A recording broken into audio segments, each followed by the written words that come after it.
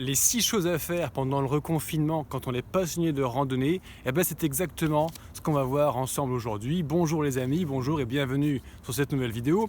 Aujourd'hui, je voulais tourner une vidéo super intéressante sur un sujet qui vous passionne et que vous me demandez depuis longtemps. L'actualité politico-sanitaire étant ce qu'elle est, surtout politico d'ailleurs, mais on ne fait pas de politique sur cette chaîne, j'ai décidé de changer mon programme et de partager avec vous qu'est-ce qu'on va bien pouvoir faire les au moins 4 prochaines semaines de reconfinement, le deuxième qu'on traverse en cette année 2020. C'est parti, on commence. Juste avant de commencer quand même, vous voyez qu'aujourd'hui je suis en extérieur, nous sommes au premier ou au deuxième jour du reconfinement, donc il n'y aura pas le beau décor habituel, il y aura derrière moitié ville, moitié forêt, la ville avec son agitation, ses moteurs à explosion, ses klaxons, toutes ces choses. Je tiens à préciser que je respecte les restrictions du régime au pouvoir, dans la mesure où j'habite à 1 km de la forêt. J'ai bâti ma vie là-dessus. Lors du premier confinement, j'ai vécu un enfer en centre-ville. Je me suis dit, plus jamais. Par conséquent, j'ai déménagé en anticipant un deuxième confinement. Malheureusement, il arrive. Afin de pouvoir être capable, autorisé à pouvoir venir au pied d'un arbre. C'est que le début de la forêt, les bâtiments sont juste derrière, mais rien que ça, c'est un plaisir que je partage avec vous aujourd'hui. N'hésitez pas à me dire en commentaire ce que vous en pensez. Il faut respecter le cadre de la décence de chacun d'entre nous. Dites-moi ce que vous en pensez, j'en dis pas plus. La première chose à faire quand on est reconfiné, alors dans un premier temps, c'est de se dire, mieux vaut être confiné en hiver qu'à l'été. Au moins, ça ne nous prive pas des grandes sorties de randonnée estivales. Pour la majorité d'entre nous, ce sont les plus grosses randonnées de l'année. Et puis, il y a un autre moyen de s'évader. On adore randonner parce qu'on part dans la nature, on s'évade quelque part. Lorsque notre corps est emprisonné et qu'il ne peut pas s'évader, notre esprit, lui, il continue à pouvoir s'évader. Par exemple, à travers la lecture. Les livres sont un moyen extraordinaire.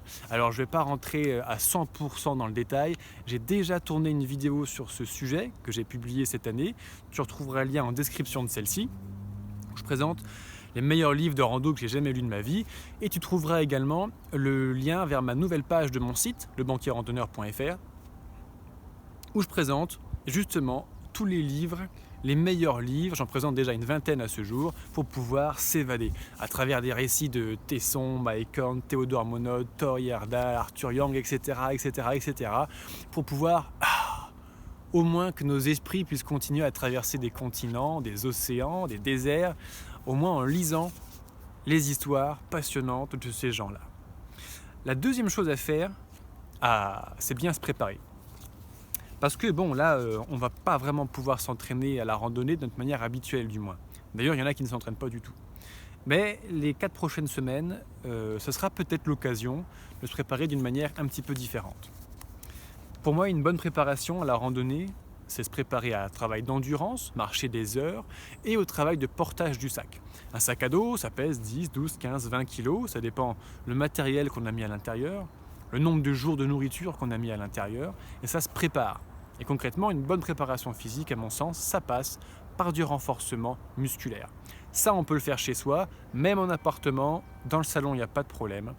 Donc, quand je vois le nombre de randonneurs qui se blessent tous les ans, tu en fais peut-être partie, j'en ai fait partie, il faut être humble, et quand on voit ce qu'apporte une préparation physique aux randonneurs, après, il y a beaucoup moins de blessures. Moi, dans ma vie de randonneur, il y a eu un avant et après la préparation physique. C'est très impressionnant et je compte partager ça avec le plus grand nombre d'entre vous. Donc, tu trouveras plus d'infos pour bien se préparer physiquement, notamment en faisant des sessions de renforcement musculaire, 1, 2, 3 fois par semaine, quelques dizaines de minutes chacune. Ça suffit largement pour bien se préparer avant de partir.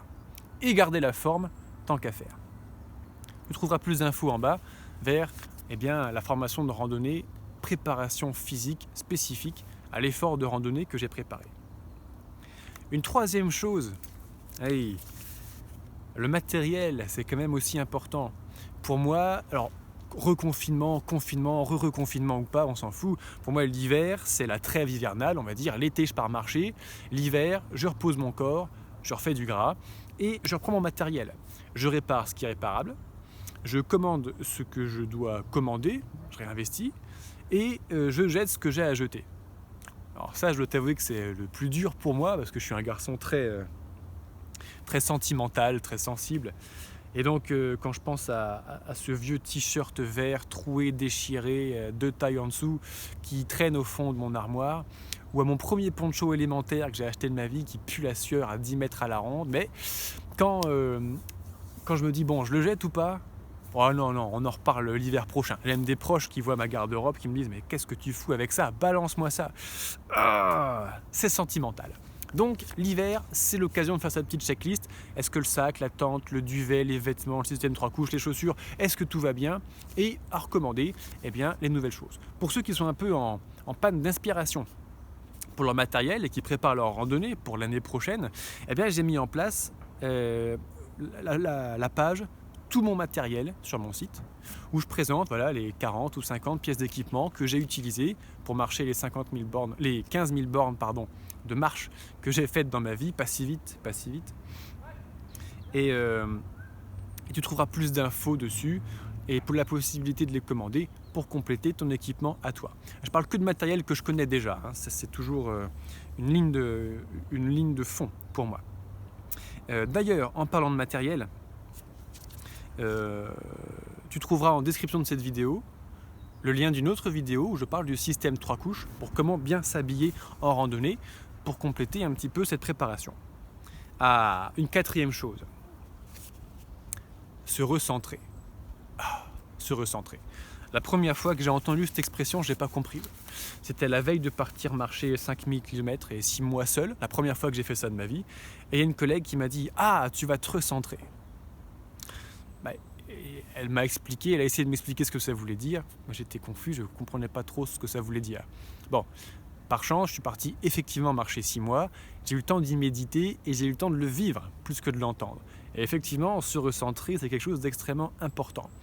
Le premier confinement, alors partir marcher 6 mois, c'est une excellente occasion de se recentrer sur qui on est, ce que l'on aime, ce qui nous rend profondément heureux, ce que l'on veut profondément faire, accomplir dans cette vie.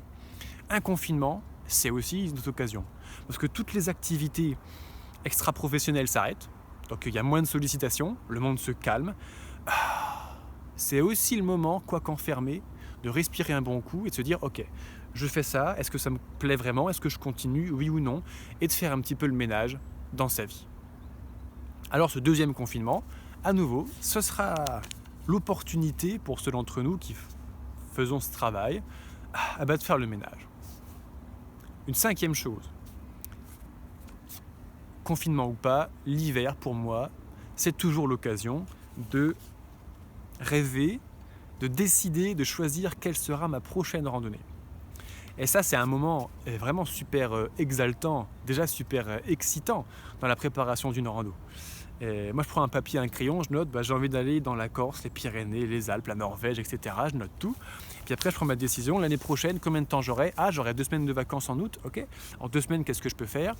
Et je prépare mes randonnées en fonction de la ressource en temps, notamment, et d'argent que j'aurai pour les éventuels transports, déplacements, pour partir. Alors, pour te préparer, c'est génial parce que on a déjà l'impression d'être dans la nature. Quand on prépare sa prochaine randonnée, on a déjà l'impression de respirer l'air pur, de marcher sur les petits sentiers.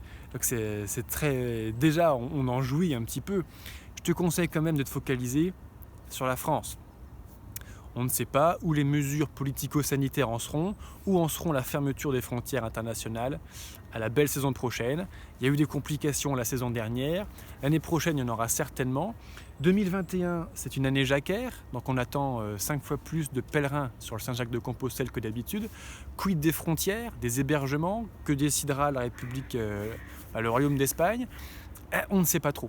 On ne sait pas trop, donc au cas où, je te conseille au moins de prendre un plan B en France et ne t'inquiète pas, il y a des magnifiques GR en France. D'ailleurs, en description de cette vidéo, là, tu trouveras une vidéo que j'ai publiée il y a peu, les 10 plus beaux GR de France, qui a été très fortement appréciée d'ailleurs par notre communauté de randonneurs sur YouTube. Je t'invite à aller jeter un œil, ça te donnera peut-être quelques idées. D'ailleurs, si tu apprécies cette vidéo, n'hésite pas à la liker, la commenter et t'abonner sur ta nouvelle chaîne YouTube. Enfin, la 6e et dernière chose, on a un peu gardé le meilleur pour la fin, parce que depuis tout à l'heure, je blablate, voilà, qu'est-ce qu'on peut faire concrètement, matériellement. On a fait les 5 premiers points de cette vidéo, ici dans la matière. Le 6e va nous élever ailleurs, là-haut. Après la pluie, le beau temps. Cet adage des anciens, je ne l'ai véritablement compris que lorsque je suis parti vivre des mois dans la nature. Après la pluie, le beau temps. Après le confinement, le soleil reviendra. Ça, c'est sûr. Alors, je vais faire une comparaison entre une période difficile que nous vivons dans notre vie d'occidental, qui est quand même super confortable. On va traverser un confinement d'au moins 4 semaines. Et j'ai envie de comparer ça à la pluie en randonnée, qui est un sujet absolument passionnant, des souvenirs inoubliables pour ceux qui l'ont déjà vécu assez durement. Et ça me rappelle quand je suis parti en Norvège. Premier jour de pluie, bon, c'est dur, mais j'ai vu pire. 2 jours de pluie, ça se complique parce qu'il y a forcément un soir où tu plantes ta tente un peu sous la pluie et tu décampes le matin un peu sous la pluie. Ça expose un peu le matériel, c'est un peu plus compliqué. 3e jour, encore un petit peu plus mouillé. 4e jour, tu es encore plus mouillé. 5e jour, tous tes vêtements sont trempés maintenant. 6e jour, tu es trempé jusqu'aux os. 7e jour, ta tente est trempée. 8e jour, ton duvet commence à prendre l'humidité. 9, 10, 11. Là, ton duvet est mouillé. C'est-à-dire que ta tente, c'est le dernier endroit sur Terre où tu peux te mettre à l'abri au sec. Elle est trempée. C'est fini, tu n'as plus d'abri. Le duvet, c'est le saint des saints. C'est la chose la plus sacrée du matériel du randonneur. C'est là où tu te mets, même quand tu es trempé, le soir, tu te sèches rapidement avec ce qui se reste de serviettes sèches, tu te fous dans ton duvet nu et ta chaleur corporelle te réchauffe. Quand le duvet commence à être trempé, tu es en hypothermie toute la journée et tu es en hypothermie toute la nuit. La vie commence à se compliquer. Avec cette humidité constante, sans possibilité de se sécher, eh bien arrivent nécessairement au bout d'un moment les mycoses. Tu vois tes pieds mycosés, tu vois ton propre corps pourrir sous tes yeux, tu vois ton duvet pourrir, tes petites taches noires de champignons qui arrivent, c'est dégueulasse, ça pue dans la tente, c'est horrible. C'est horrible. Et le moral chaque jour descend. La pluie, c'est pas un crochet de Mike Tyson qui te fout KO un coup. Non, la pluie en randonnée, quand elle dure 15 jours, parce que j'ai vécu des épisodes de 15 jours de pluie en Norvège, tous les jours, ça te cartonne et tous les jours, ça t'enfonce la tête un petit peu plus sous l'eau. Et pourtant, dans cette situation, pourquoi est-ce que je n'abandonne pas ? Parce que j'ai la foi. Et avoir la foi, c'est croire en ce que je ne vois pas encore. Et en quoi je crois ? Et qu'est-ce que je ne vois pas encore ? Au-dessus des nuages, il y a le soleil qui brille. Et quand les nuages seront chassés, dissipés, je sais que le soleil brillera à nouveau et qu'il fera beau. Même si j'ai encaissé 15 jours de pluie, et même si j'ai encaissé 40 jours, ou 3 mois, ou que sais-je de confinement, c'est rien. Parce qu'après le confinement, le soleil reviendra. Je te remercie d'avoir regardé cette vidéo. Je te souhaite sincèrement la force, la foi et le courage de traverser ce moment difficile que nous allons traverser en attendant des jours meilleurs. Ciao.